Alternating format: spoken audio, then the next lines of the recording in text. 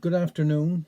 I'm doing something completely different today. I'm wearing this badge as a mark of respect for a great person who paid the ultimate price on this day, 9/11/2001.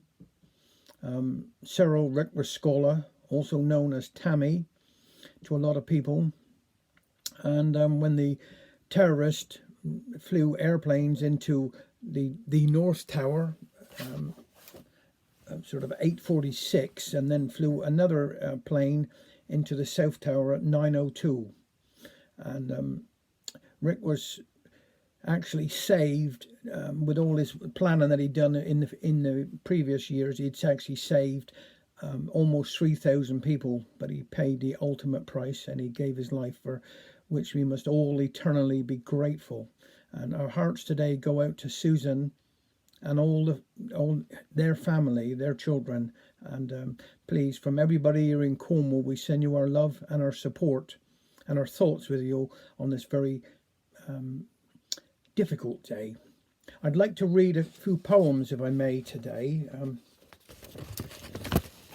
This one's called Cornwall's Loss. A little bit of Cornwall lies in a foreign land, a man who faced adversity, whose spirit did not yield. Rick truly loved this land of ours, the same as you and I. This hale man who gave his life, a little bit of Cornwall, lies in a foreign field, a man who faced adversity, whose spirit did not yield. Rick truly loved this land of ours, the same as you and I. This hale man who gave his life, that others may not die. A man that sang of Cornwall, when all he loved seemed lost, who thought of home and family, yet heeded not the cost. His story touched each one of us, his memory gives us pride, his courage lit a burning flame that stirred a warmth inside. The silver star they gave him meant more than words convey. It recognized the hero, this man we mourn today. When duty called, he did not shirk. He knew what had to be done. America has sadly lost a man, but Cornwall's lost a son. And another little one, if I may. On this day, this was from David Proust, actually wrote this in memory of Rick and, of course, to support Susan and the rest of the family. Hero. A little clutch of veterans share a table in a bar. There's a guy off in the corner coaxing tunes from his guitar. They watch the Hudson River as it rolls towards the bend, and they talk of Rick Rescola as a comrade and a friend. While out across the water, many ocean miles away, within a Cornish tavern by a sandy Cornish bay, another group were gathered, reminiscent of a clan, and their thoughts are all of Tammy, from the schoolboy to the man. And every head among them has a picture in his mind, which time and place and memory have captured and consigned. Now the pictures meld together until only one remains, of a sturdy, selfless hero guiding others from the flames. It's a picture which unites them in their glory and their grief, more eloquent than eulogies confirming their belief, that theirs had been a privilege to saunter at his side, and in the way he'd lived his life had Rick Rescola died. The veterans recalled him in the killing fields of war as a man whose potent presence would inspire and reassure. Just one among his brothers when the skies began to fall, yet one whom they regarded as a father to them all. And now their eyes will moisten at the mention of his name, and the sources and the substance of the legend he became. When mayhem drove the best of men to crave their mother's love, he stood and crooned an anthem to the gory gods above.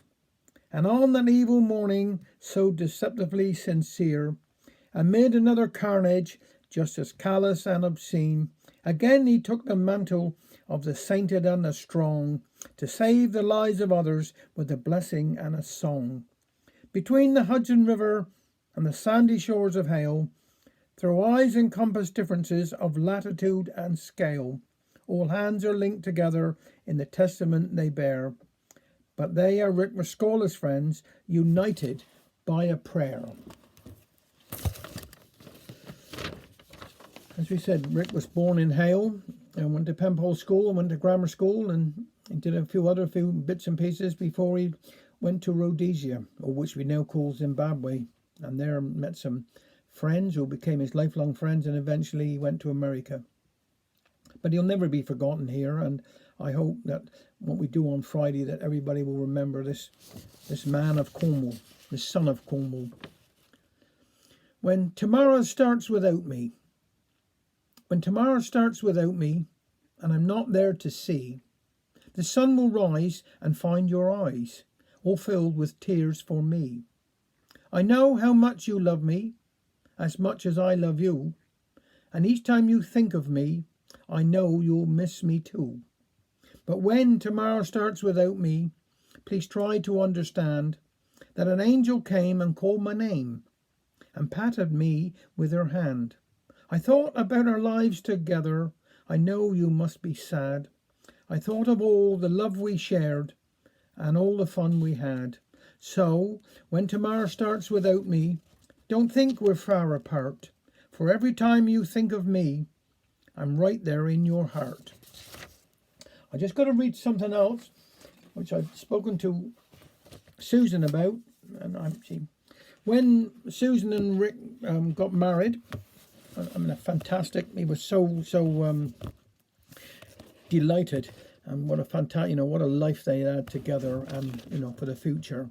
And they went over to Lillent because Rick still had Cornwall in his heart, and of course Hale in his heart, and this is where he was born. And they went over to Lillent to renew their vows. Now this is the actual words that Rick spoke to Susan. We, Rick and Susan Rescorla, husband and wife, lovers and companions, travel across the sea and be blown by a sacred wind to this old Norman church. Standing in this holy garden, we affirm our wedding vows in the presence of our Celtic ancestors who sleep in peace in the graveyards on the sand dunes nearby. We perform this ceremony with all humility, knowing that we do not stand an inch higher than the lowest of God's creatures. As we confirm our love for each other, we also unite two divine rivers of thought. The faith in the great Creator is bonded to the belief in the natural harmony of the spheres. May our love be renewed each day, shining as bright as the beautiful stained glass windows in this church. At this moment, we feel the wonder of nature, a sense of unity with the earth, the sky, the sea, the lichen-covered rock. Songbirds sit on the branches above us. We hear the music of a robin calling for her mate. The blossoming hawthorn tree nearby reminds us of natural and orderly course of time. We are aware that our time on earth is brief. The footprints we make in the sandy soil will one day be washed away by an eternal tide. Our souls then will go forth on an everlasting journey. As the mist rises above the river, we hold hands and count our blessings. We ask the pink and white wildflowers that surround us and every leaf of grass to witness our vows and celebrate our happiness. We give ourselves to each other for all eternity, for better or worse, in sickness or in health, and in this instant seek the blessing of a merciful God. And then Rick finished and said nothing. Thank you very much.